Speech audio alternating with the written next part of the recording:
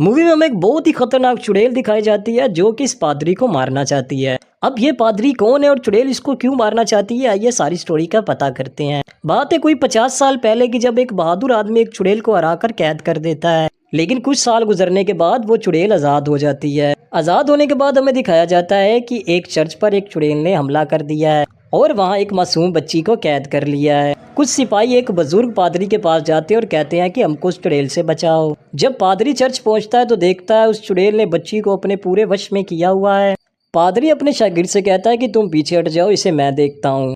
बच्ची बहुत डरी हुई होती है और पादरी उसे बचाने ही वाला होता है कि वो चुड़ैल एक भयानक ड्रैगन में खुद को तब्दील कर लेती है। पादरी और इसका शागिर्द दोनों बहुत बहादुरी से उस चुड़ैल का सामना करते हैं और लड़ते लड़ते उसे चर्च से बाहर ले आते हैं। पादरी एक पिंजरा निकालता है और अपने शागिर्द से कहता है कि किसी तरह से इस चुड़ैल को इस पिंजरे में हमें लाना है। दोनों बहादुरी से लड़ाई करने के बाद उस चुड़ैल को पिंजरे में डाल ही देते हैं।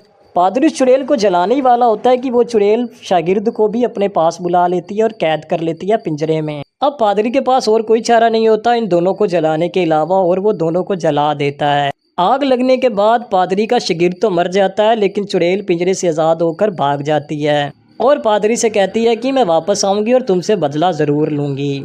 अब पादरी को तलाश है अपने अगले शागिर्द की और वो निकल पड़ता है अपना दूसरा शागिर्द ढूंढने के लिए। वो बहुत दूर एक गांव में पहुंचता है जहां पर एक औरत रहती है जिसके 7 बच्चे होते हैं। वो औरत से कहता है कि मुझे तुम्हारे 7वें बेटे को मैं ख़रीदना चाहता हूँ और मुँह मांगी कीमत तुमको दूंगा।